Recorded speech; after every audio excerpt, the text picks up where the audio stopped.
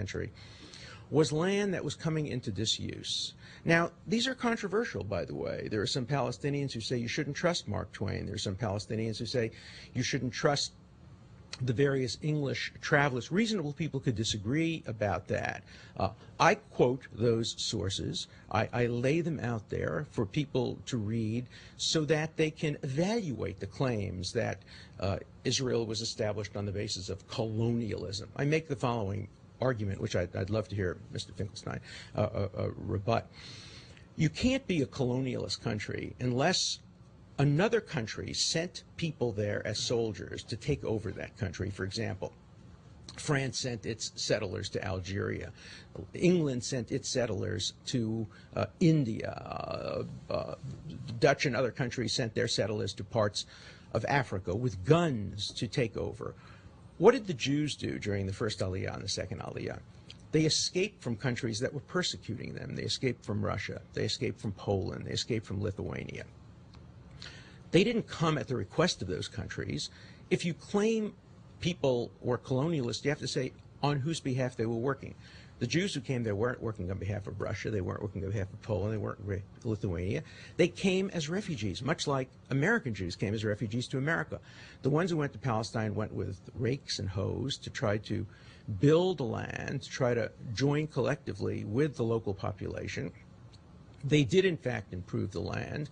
As the result of work projects in Western Palestine, many Arabs from Eastern Palestine moved there. I cite statistics. Peter cites the same statistics, in fact, showing that in various kibbutzim, Rishon LeZion, and others, the fact that 100, I don't remember the exact numbers, Jews moved there attracted 300 or 400. You may disagree with it, but those are the data that I presented, and we can reasonably disagree with that. Okay. Now, I just want to make one point about Mr. Finkelstein's research. I don't want to get ad hominem. I don't want to get into this debate, but for example, I do quote Mr. Finkelstein at one point, I think only once in the book, and that is he makes an argument in Edward Said's collection that to judge the 1947 partition, the only fair way to do it is to look at either all of Palestine, which I don't know whether he means to include what became Jordan, Transjordan, or not, or you have to look at what became of Israel after the 1948 war. I disagree with that. What I say, respectfully, in the book, is that when you look at the fairness of the 1947 petition, you only look at the land that was allocated to the state of Israel. And in that land, Jews were clearly a majority, according to the UN census. To be sure, once the Arab nations attacked Israel, once the Palestinians attacked Israel, there was a war, and Israel secured more land, which was regularized by a ceasefire in 1949. What Mr. Finkelstein does is he counts that land and says, aha, look at how much they got, and look at the proportion of Jews and Palestinians. That's not the correct demographic to look at.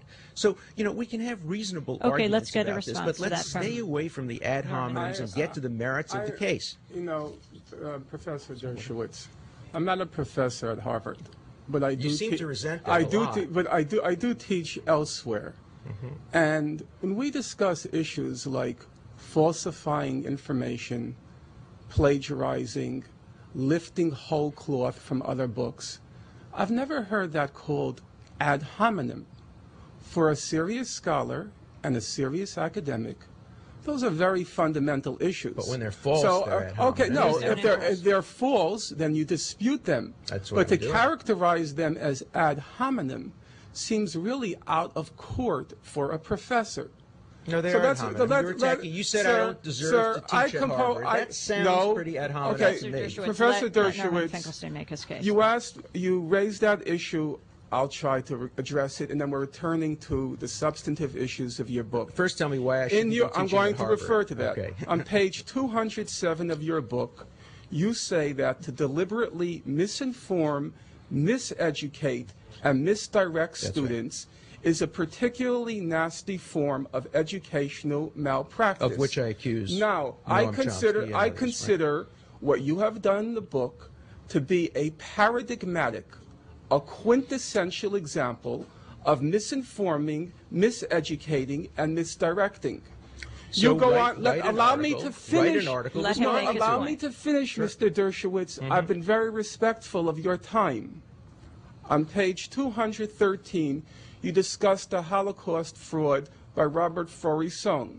And you write, quote, there was no extensive historical research, referring to his book. That's right.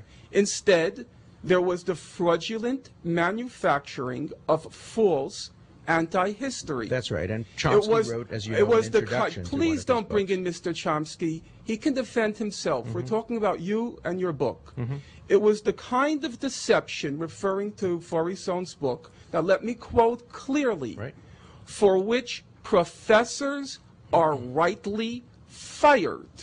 I stand by that, Not of course. because their views are controversial, and let me underline this again, but because they are violating the most basic canons of historical scholarship. Well, let me respond to that. Now, If no, you can compare me to I don't have- Faurisson, I if didn't you have- can I didn't compare compare you. Faurisson made up a I'm story referring that to the your Holocaust standard. didn't occur. I'm Right. referring to your But you have to standard. understand the I have no context. interest in Faurisson now. I'm talking about your standard. Absolutely. I To stand by those miseducate, standards. misinform, and misdirect, to violate the standards of historical scholarship are grounds for expulsion. Absolutely. So it's And- not an ad hominem argument.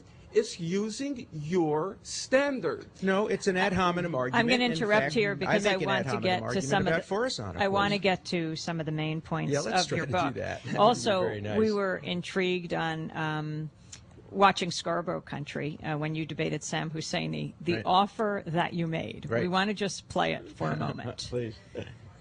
I'll tell you what, I will give $10,000 to the PLO in your name if you can find a historical fact in my book that you can prove to be false. I issue that challenge. I issue it to you. I issue it to the Palestinian Authority. I issue it to Noam Chomsky. I issue it to Edward Said. Every word in my book is accurate, and you can't just simply say it's false without documenting it. Tell me one thing in the book now that is false. Okay, let's go to the book, The Case for Israel. Can I just talk about that $10,000. for 1 second? Yes. And let me tell you what he came up with. This is really fascinating if you show the rest of the clip. He came up, he said on television, I saw a photograph, or I remember, or said a videotape, of Israeli soldiers aiming their guns at that, whatever, 12-year-old boy who was caught in the crossfire and killed. And I actually upped the offer to $25,000 if he could produce a photograph or if he could produce proof that he had seen that. Why was I so confident? Because German television did a very thorough study of that one particular incident. Let's just spend 1 minute on that incident. What happened is when that child was killed in his father's arms, the nation of Israel went into almost universal mourning. It was as if they were sitting Shiva on one of their own children. A child had died, and it looked as if possibly an Israeli soldier might have shot him. When you contrast that to how Palestinians respond to a child dying in Israel from terrorism dancing in the streets, it's a very striking comparison. Then German television did a study, and they found out that the Israeli soldiers were positioned in a way that it was physically impossible for the bullet from an Israeli soldier to have hit that Palestinian child, and it was virtually certain that the bullet had come from a Palestinian gun. In my view, that's not particularly relevant. When a child is caught in a crossfire, it's a tragic death resulting from the crossfire. Which bullet actually hit him was not relevant. But that was the answer that he came up with. Norman Finkelstein. Well, first of all, I want to clarify the monetary issue. Is it now $25,000? It's $25,000 on that issue. Oh, just on on the that issue. In general, right. it's $10,000. And let me be very clear what I said. We heard it. We just saw it on the But tape. let me be very clear. I think it's clear. Then It was I said then in the made tape. it very clear. I said afterward, a material, willful No, I don't want distortion afterwards. of fact. Professor Dershowitz, it's on tape. We just saw it. But we're not talking about a spelling mistake. Oh, no, I'm not We're not spelling. talking about a minor mistake and a far footnote. be it for We're me to talking be about so a trivial. serious All right. material, Let's willful talk mistake about- of fact that I Okay, deliberately serious- engaged in. serious Okay. material Yes, facts. Right. Let's start. Number one, I'm going to first deal with just concrete facts which are not particularly controversial, which can easily be confirmed. On page 80 of your book, you write that according to Benny Morris, between April and June... Benny Morris being an Israeli historian, I have a copy